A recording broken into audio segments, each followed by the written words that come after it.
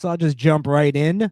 Um, the show started off, as I've been saying for quite a while, that when Gunther wins, it was gonna come. It was the next night on Raw. It was gonna start off with the coronation of Gunther as champion.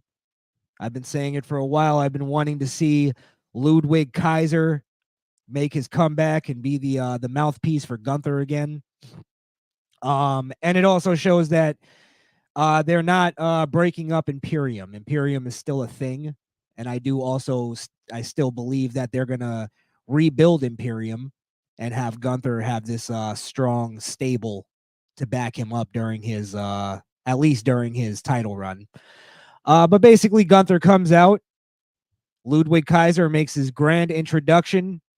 Your new world champion, Gunther, and then he gets interrupted by one Randy Orton.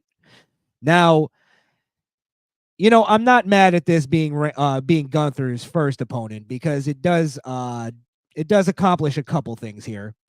First off, they had a pretty decent back and forth in their promo. I don't know. I don't think there was anything, super quotable from it, but it was a pretty decent back and forth. Seemed to be some good tension building there.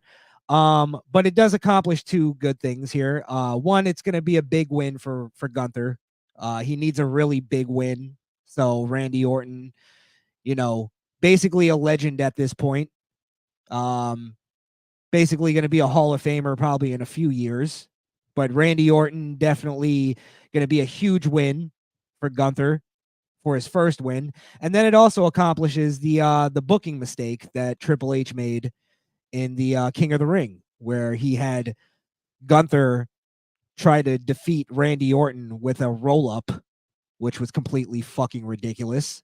But he should have a nice decisive win over Randy Orton, and that'll accomplish those two things. So I think it was all right. I think the promo was fine. I would have liked a little more Ludwig Kaiser speaking, but that might be just my bias. But the fans were pretty hot for Gunther. He had a lot of heat. Gunther's been garnering a lot of heat. People have been telling me that it's piped in. I don't know if I believe that, but yeah, people have been telling me that Gunther's boos have been piped in. I don't know. I can't really tell on that one. So I don't know if I believe that. I think he's been garnering some pretty good heat, but I'll see if I can find the proof of that. But this little promo here, it made me feel like Gunther was definitely he felt like a main eventer. He felt like he should be where he was. He felt like he was the guy when Randy Orton came out and was going after Gunther, and now he's the guy that people are coming after. He's a viable threat. He's not even threat. He's a viable problem to be dethroned. So Randy Orton coming at him, it didn't feel like Orton was taking a back seat or Orton was like taking a step down, I should say. Gunther belongs in the main event.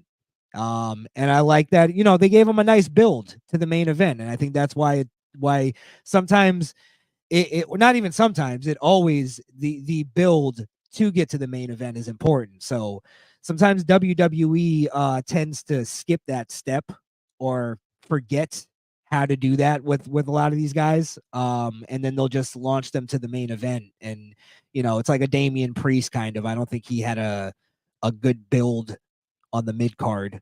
I guess as a single star, but maybe that's a bad example. But yeah, I think they just have they sometimes it's good to launch somebody right to the main event, and sometimes it's not. And Gunther, they made the right decision with Gunther. Now it got to a match where Kaiser took on Sheamus, and again, one of these super long-winded fucking matches. I wouldn't mind Kaiser versus Sheamus, but it was just a little too long. I can't watch long ass wrestling matches like this. Sometimes I can, depending on the story, but with no story, no build up. I mean, I guess they have a past that they're rekindling a feud or whatever, but I wasn't into the feud before.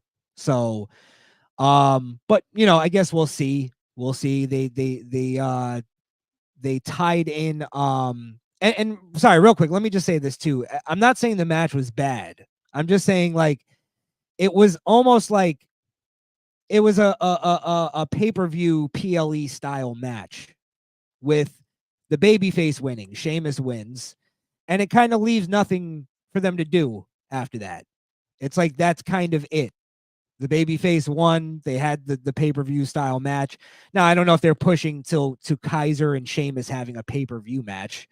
But it was a formulaic Sheamus match. And honestly, I think Kaiser should have won because Pete Dunne jumped in and tried to hit him with the shillelagh, which every Irish fucking guy has to use a shillelagh as their weapon of choice. But he tries to take out Sheamus and cost him the match.